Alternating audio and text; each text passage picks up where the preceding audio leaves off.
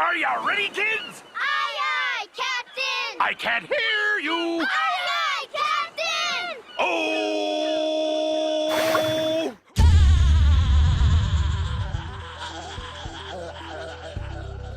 On May 1st, 1999, in the United States of America, and after the acclaimed and widely respected annual Kids' Choice Awards, an episode of a show aired for the first time in all of the history of the world. Spongebob Squarepants, May 1st, 1999. First time airing, but not the last.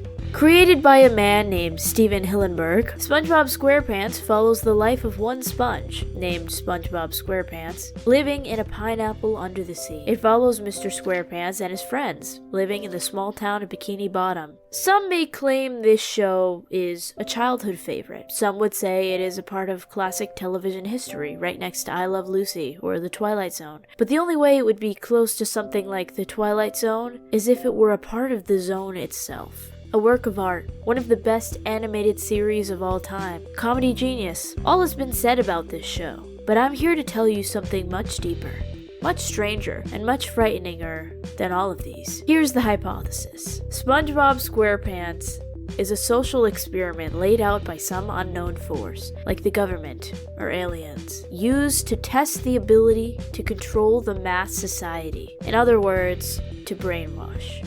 We call this experiment the Squarepants Experiments.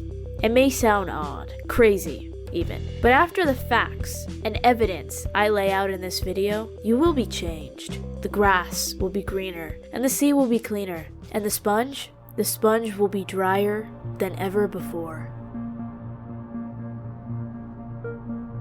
Watching SpongeBob as a child is as easy as breathing air or waiting in line at recess to use the swings. You love it, and you laugh at it, and you cherish it, and then you go to school, and you realize everyone else is doing the same thing. It's a communion, a new religious movement, a cult. I loved SpongeBob. So did she. So did her father. It was generational, if you would. We spoke to an anonymous source to prove that this love of Hillenburg's show is real. I love SpongeBob, they said, and sent a photo of a nightgown they wore as a child. As you can see, this show is one that kids soaked up, for lack of better terms, soaked up like a sponge. Here we will play some isolated clips to see if you, the viewer, will be able to place which ones are indeed real SpongeBob references, or are made up by our group of highly trained professional science nerds, or scientists, rather. What are they selling? Chocolates! We stole a balloon! Is this the Krusty Krab? No! This is... Jeff, did you correctly identify which clips were from SpongeBob and which weren't? Though a hard task, the nerds in our lab managed to perfectly replicate the SpongeBob clip number 3 and twist it in the slightest direction. And according to our studies of testing 100 divided by 100 people, we concluded that every single person guessed our test correctly. Now, what does this mean exactly? One of our scientists is here to answer. The test is quite unique in that it proves that SpongeBob is not only a beloved show, but one that has ingrained itself into people more than most. I mean, take this quote for example. I'm ready, I'm sure you finished that in your head, because SpongeBob Squarepants is not just a funny character in a funny show. It is a program. It's a language. SpongeBob Squarepants as a language is believable enough. You could play sounds from the show or say the start of a quote, and the people who get it will flock to it like bread on the sand of the beach by the waves of the shore. It's addictive. It's easily learned. Like teaching children different languages while they're young is proven to be more easily digestible than as adults, SpongeBob ingrained in the minds of the youth as a tool to create a group of people who only understand each other's specific references. So it is established. The sponges, aka the viewers, are soaking up the language and information of SpongeBob Squarepants. But who is sending this information in the first place? Who is the Bob? The only real explanation for who is in charge of this phenomenon is aliens. In an unaired episode of the qualified show Ancient Aliens, beloved experts explain this theory in depth. The episode was destroyed soon after, and the only evidence we have of it is this very clip from the vault. Was an extraterrestrial intervention.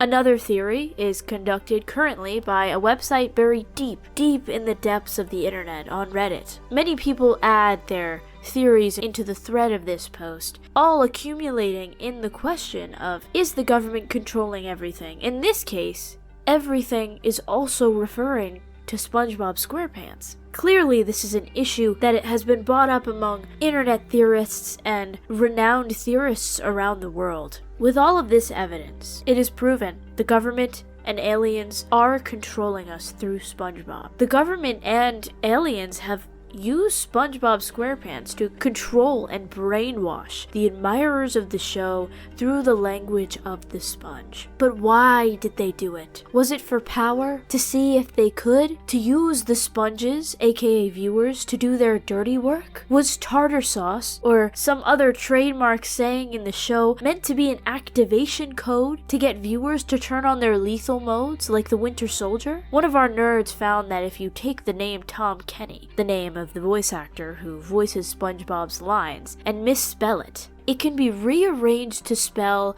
to control all. What does this mean? And if all of this is true, how does this work? From all of this evidence and research and speculation, I needed more information. I needed more answers. So I conducted a new experiment myself.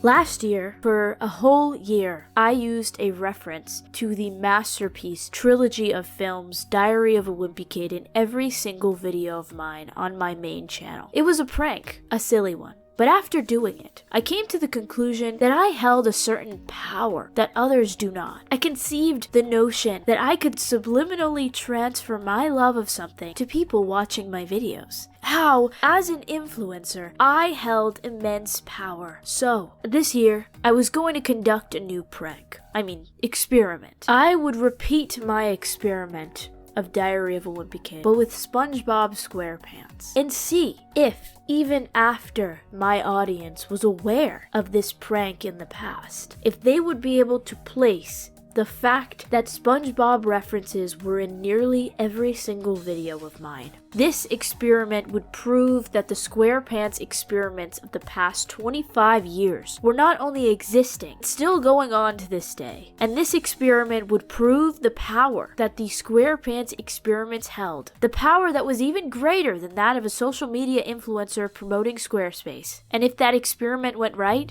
then this video would not be out. But it is out, because the experiment was thwarted by my own mind. What I didn't manage to realize in my studies was the fact that I, myself, was a product of the Squarepants experiments. That the starting date of my own experiments was a perilous attempt at any conclusive evidence. Why? Because I had already been unknowingly made a conductor of the Squarepants experiments. I had already been controlled. I had already been brainwashed. And so have you. Not as meticulous as last time, no. Not as purposeful. Not purposeful at all. I didn't make a pathetic list of every reference used in every video for the year like I did with my Diary of a Wimpy Kid prank experiment. But in my catalog of sound effects that I overuse in my main channel videos, ones that could be seen as low-hanging fruit such as Fart Me or Roblox Death Sound, among this catalog I use more than a handful of SpongeBob references, sounds, green screens, even without my own planning, without my own self-control. I had already been using SpongeBob references in nearly every video before I even conducted this prank experiment. Me, myself, and I are living proof that the Squarepants experiments are real.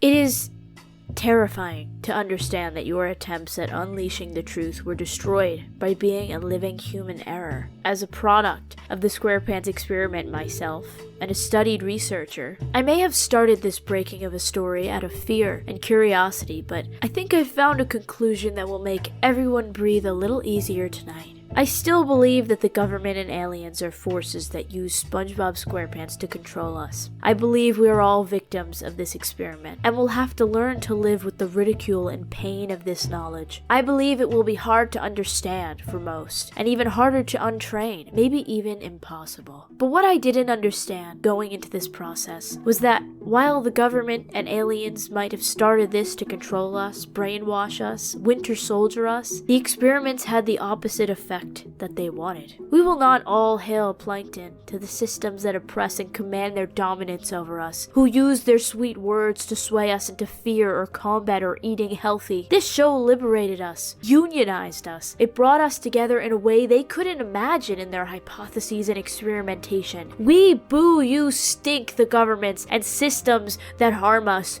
How many times we gotta teach you this lesson, old man, to the old stinky man of celebrity culture and Scientology. We lead our happiness off to the rooftops and rip our pants in the name of freedom. Is that what he calls it? So let's say it all together.